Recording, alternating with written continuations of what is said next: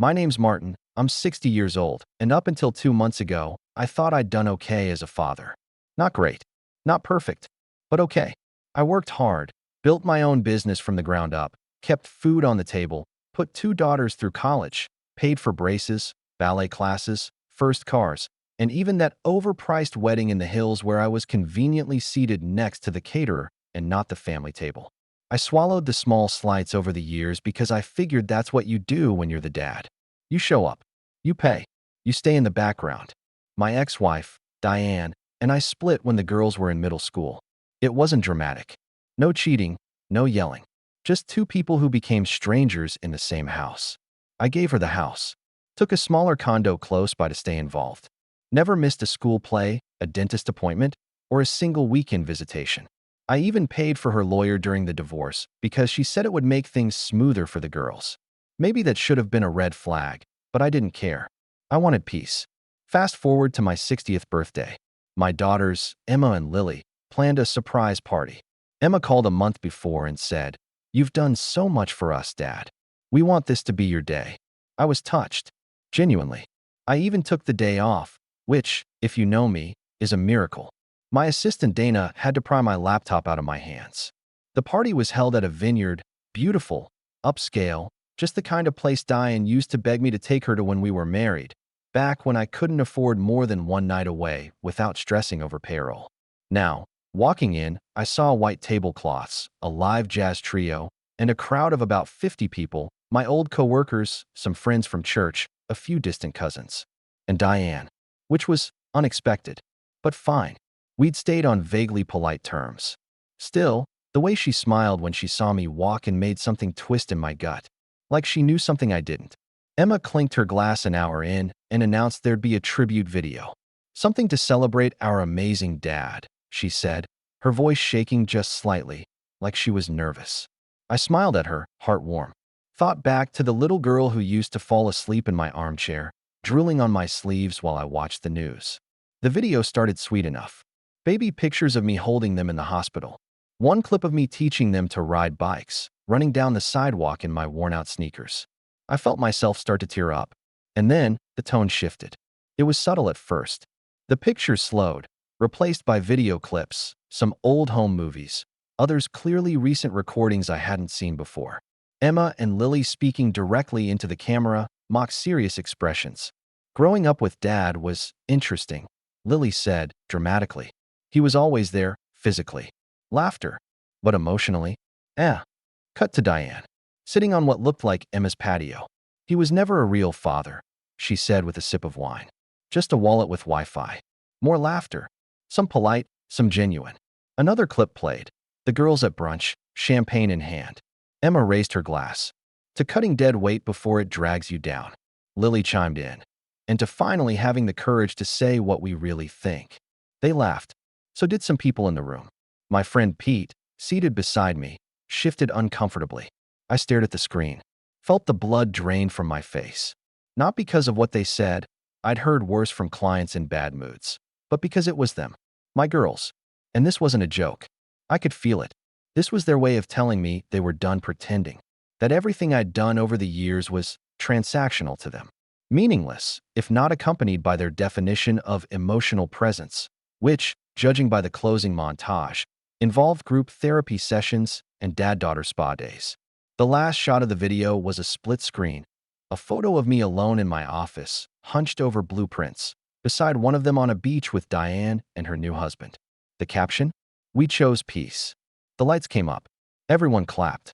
Even Diane. Especially Diane. I didn't say a word. Just stood, straightened my jacket, and walked out. Didn't look at anyone. Didn't wave. Didn't even take the slice of cake they had cut for me. Got in my car, drove back home, and sat on the edge of my bed for an hour. The silence was so loud it ached in my ears. Then I stood, opened my laptop, and started rewriting my will. For the next few weeks, I kept my head down. Focused on work. Avoided calls from unknown numbers. Emma tried to text once. A simple, "Can we talk?" I deleted it. Lily emailed to say she was sorry if I took the roast the wrong way. That it was meant to be lighthearted. I didn't reply. Then this morning happened. I got to the office early, as usual. Dana met me at the door with coffee and a look on her face that made me pause. "They're here," she whispered. "Who?" She nodded toward the security camera monitor. And there they were, Emma and Lily, standing just outside the glass doors, both in tears. Diane wasn't with them, but I saw her car parked in the corner of the lot, engine idling. I walked to my desk, took a slow sip of coffee. The intercom buzzed. "Should I let them in?" Dana asked quietly. I didn't even hesitate. "No," I said. "Not today." Then I turned back to my computer and kept typing. I didn't look at the cameras again. Didn't check to see if they waited or walked away. I focused on the proposal draft I'd been refining for the past week. Line by line, just like always. Except this time, there was a calm in me I hadn't felt in years. The kind of calm that comes after a storm, when everything's already been leveled and there's nothing left to lose. Dana poked her head in again around 10. "They're still out there," she said softly. Emma tried to wave. Lily looked like she was about to knock. I nodded without looking up. "They'll leave when they're tired enough." For the record, I wasn't angry anymore. Not in the way I was after the party. Back then, it felt like someone had pulled the rug out from under a life I'd spent 6 decades walking carefully across. Now, it was more like realizing the floor had always been cracked. I'd just been too busy patching it to notice. By lunch, they were gone. Their shadows disappeared from the parking lot, and Dana quietly let me know Diane's car had pulled out too. No note, no message, nothing but silence. Just the way they'd served it to me at the party. Let me backtrack a little, because context matters. After that night at the vineyard, I spent a few hours replaying everything. Every birthday I remembered. Every Christmas I planned. Every late night I stayed up editing resumes or wiring tuition money without a word of thanks. I thought about the time Emma wrecked her car in college, and I paid for the repairs in full, even after Diane told her not to bother calling me because I'd probably guilt-trip her about it. I thought about Lily's freshman year of high school, when she broke down because a teacher said she wasn't leadership material, and I coached her every weekend for months until she ended up student council president. And then I thought about that video, that smug smile on Diane's face, that champagne toast, that cruel little phrase, "just a wallet with Wi-Fi." So yeah, I rewrote my will. Originally, I had them both as equal beneficiaries. Half of everything. No questions asked. Now, that's not how the document reads anymore. The house. Going to my godson, Marcus, the one who called me on my birthday and actually came by with a handwritten card. My business shares. Transferred into a charitable trust in my mother's name. I've already spoken to a board to manage it long after I'm gone. It'll provide grants for single fathers raising kids on their own. My savings? Divided among a few causes I care about. Cancer research. Veterans' mental health programs. The local scholarship fund for underprivileged kids who age out of foster care. You know, people who will never call someone a wallet with Wi-Fi. As for Emma and Lily, they're listed. Of course they are. They each get one item. A framed photo of the family trip to Yellowstone. The last vacation where I remember us all laughing for real. I was holding their hands. They were still young. Before resentment found its voice. Before Diane whispered just enough poison to let it sink into the cracks. I included a letter with each photo. Not out of pettiness, just clarity. Emma's reads, "You once told me I was your hero. I believed you. I hope one day you remember why you said it." Lily's reads, "All I ever wanted was for you to feel safe and loved. I wish I'd known how much pain you carried in silence." I won't lie. Writing those letters broke me in a way nothing else had. Because beneath all the anger and betrayal, I still love them. They're my daughters. But love isn't a hall pass. It doesn't excuse cruelty dressed as honesty. It doesn't forgive performative loyalty in public and gut punches in private. 3 days after the party, Diane tried to call. I let it ring out. She left a voicemail. "Martin, I didn't know they'd take it that far. I thought it would be funnier. You know how the girls are. They meant well. They just got carried away. I'm sorry. They're sorry. Please call me back." I didn't. Not because I wanted her to hurt, but because I finally understood something. Boundaries aren't walls you build to keep others out. They're fences you build to keep yourself in. Safe. Protected. Respected. I've spent 60 years building and rebuilding everyone else's expectations of me. Employee. Provider. Father. Peacemaker. Problem solver. But no one ever asked who I was when I wasn't being useful. Well, now they know. 2 weeks ago, I hired a new junior architect. Her name's Naomi. Brilliant. Fresh out of grad school. She reminds me of Emma in a way. Ambitious, sharp, speaks her mind. I found myself mentoring her without even thinking. Told her once, don't ever let someone define your worth by what you give them. If they can't see your value when you're quiet, they don't deserve your voice when you're loud. She wrote that down. Last Friday, Dana brought in a birthday cake. Just her and a few team members. Nothing big, but the candles were lit and the smiles were real. They sang, and for the first time in a long while, I let the song finish before blowing them out. I even made a wish, though I won't say what it was. Some things are better left between a man and the silence he's earned. This morning, as I watched Emma and Lily walk away from my office, their shoulders slumped, their makeup streaked, I felt still. Not vindicated, not triumphant, just done. Like a man who's finally laid down a burden he didn't realize he'd been carrying. And maybe, just maybe, I'll sleep better tonight than I have in years. But that's not where the story ends. Because tomorrow, they're coming back. I know they are. I saw it in the way Emma hesitated at the curb, in the way Lily kept turning back, biting her lip like she wanted to say something but didn't know how. The next day started like clockwork. I arrived at the office at 7:42 a.m., coffee in hand, tie slightly crooked like always, a small rebellion I never corrected. Dana had already opened up, soft jazz playing low from the speaker in the corner, the smell of her cinnamon sugar oatmeal already lingering in the hallway. I gave her a polite nod as I passed. She gave me a look. That look. They're back, she said simply, sliding her phone screen toward me.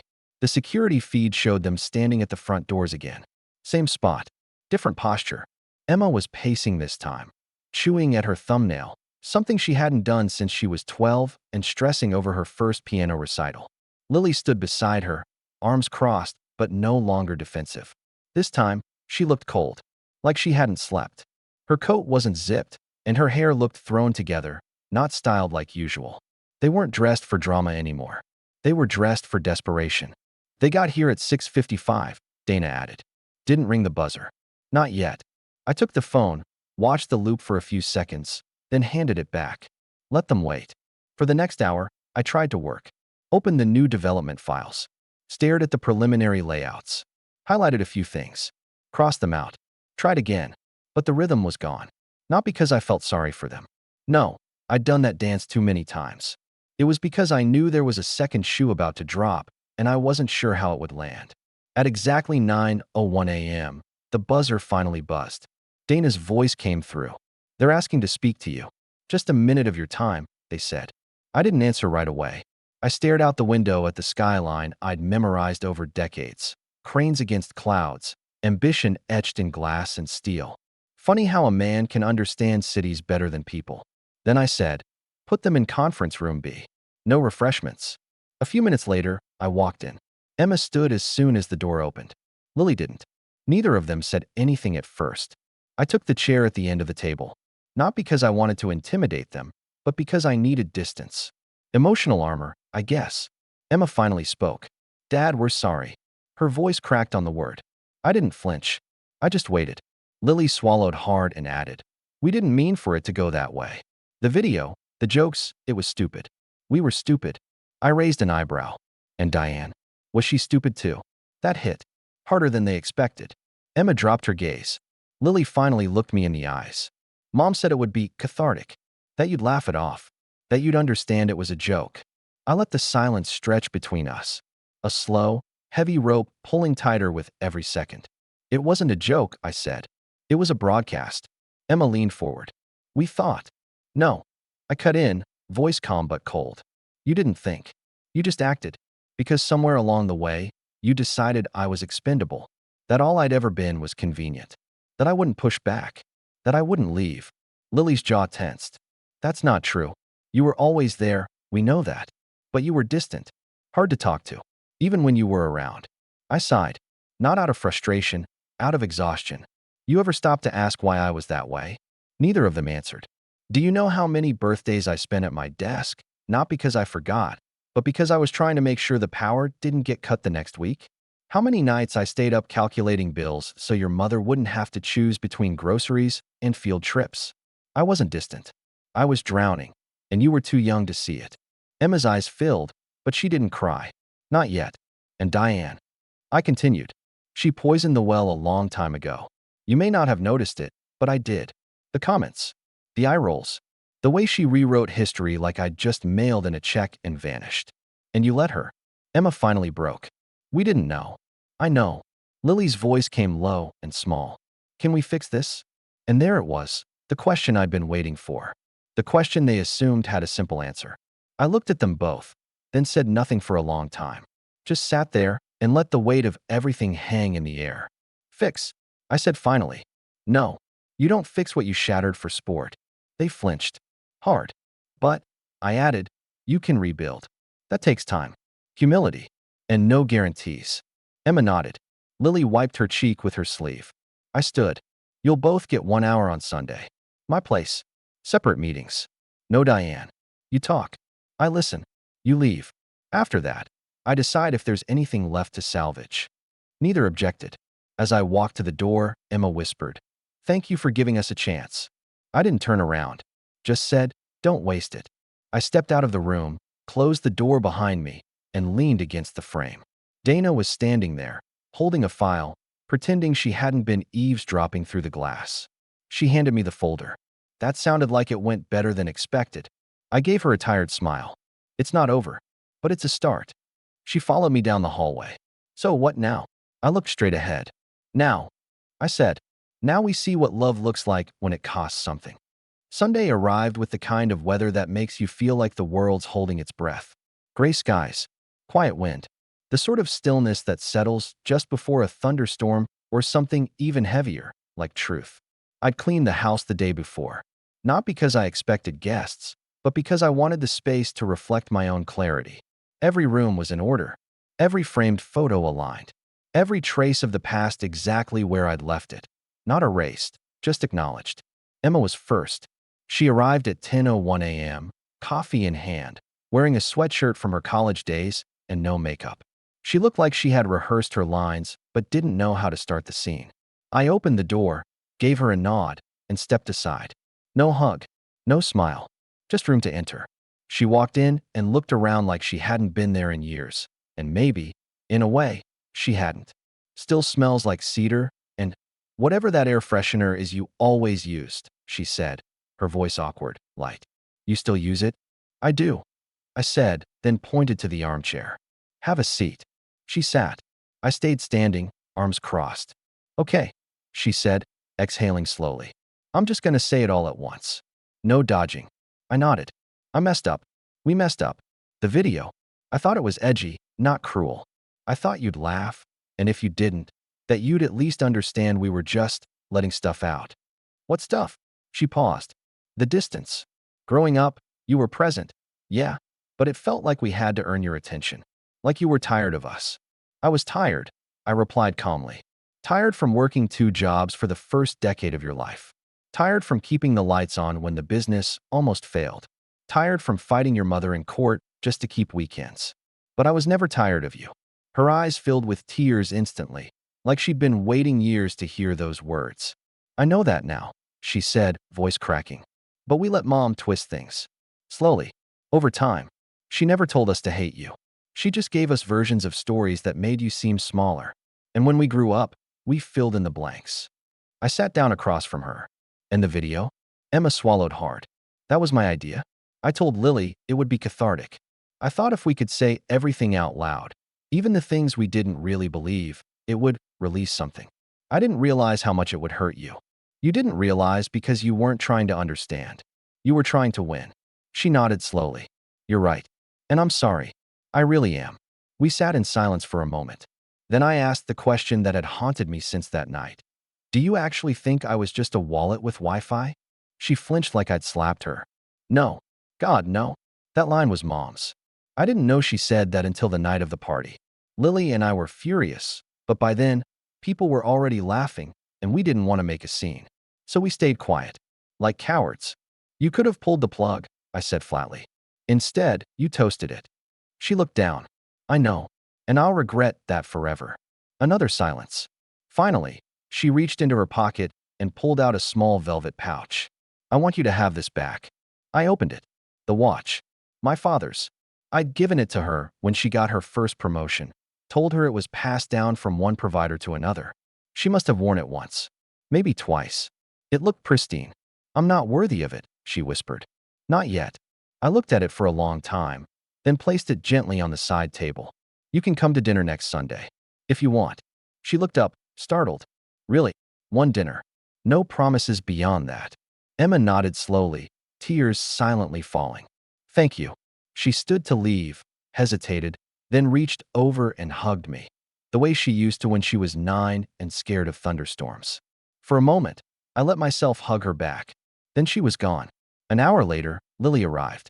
She was always the more composed of the two, sharp, calculated, never emotional unless it slipped out sideways. Today was no different. She wore all black, like she was attending a funeral. Maybe, in her mind, she was. She walked in and stood just inside the doorway. You look healthier, she said. I sleep better now, I replied. Peace will do that. She gave a small nod, then sat down without waiting for direction. I came because I didn't want Emma to be the only one to apologize, she said. And because I need to own what I said in that video. I said nothing. I meant some of it, she continued. Not the cruel parts, but the resentment. I carried that around for years. I felt like we never got you, just the version of you that worked and paid and corrected our grammar. You didn't get the version you wanted, I said. But you got all I had. And that matters. She nodded. I know that now. I know you weren't the enemy. You were the only one fighting for us while we were too young to see the battle. I would have died for you, I said softly. Her voice broke, and we made a game out of mocking that. She reached into her purse and pulled out a thick envelope. These are the therapy notes. From the last 6 sessions. I asked my therapist to help me understand why I needed to tear you down to feel whole. I still don't have a full answer, but I'm working on it. I opened the envelope, skimmed a few pages. Her handwriting filled the margins. Angry, then sad, then confused. You kept these? I asked. I needed you to see I'm not just sorry. I'm doing the work. Another long silence passed. What do you want from me, Lily? I don't want the wool back, she said. I don't want your house, or the business, or anything you think we're crawling back for. I just want dinner. One chance to prove that I'm not who I was that night. I considered it, then nodded. Next Sunday, you and Emma. You bring nothing but yourselves. I can do that. She stood. Thank you for not shutting the door all the way. I gave a sad smile. It was close. She nodded again and left, quiet as a whisper. That night, I sat at the kitchen table. The house was still clean. The air freshener still filled the air. The watch Emma returned ticked softly on the side table like a heartbeat. I looked at the empty chairs across from me, then down at my plate. Leftovers. Cold. I didn't mind. For the first time in months, I didn't eat in silence. I played an old voicemail from when the girls were little, one I'd kept on an ancient recorder I never deleted. Hi, Daddy. It's Emma and Lily. We love you so much. You're the bestest daddy ever. Mommy says we can have pancakes when you get home. The recording ended with giggles. I smiled, slowly, and whispered to no one. Still here, girls. A week passed. Sunday came again. The doorbell rang. They were both there. No entourage, no Diane, no fake smiles. Just 2 daughters standing on my porch, clutching a store-bought pie and awkward hope. I let them in. Dinner was quiet at first, then awkward, then warm. We talked about movies, memories, even the weather. At one point, Lily spilled gravy, and we laughed so hard I had to grab a paper towel mid-choke. We didn't fix everything that night. Wounds like these don't close in one sitting. But we started. After they left, I walked into the den, placed the pie tin in the trash, and stood in front of the bookshelf where the old family photo sat. I didn't move it, didn't replace it with a new one, but I did add something beside it. The watch, ticking again. And just like that, I slept through the night. No anger, no grief, just peace. And sometimes, that's the most a father can hope for. I would love to hear your thoughts in the comments below.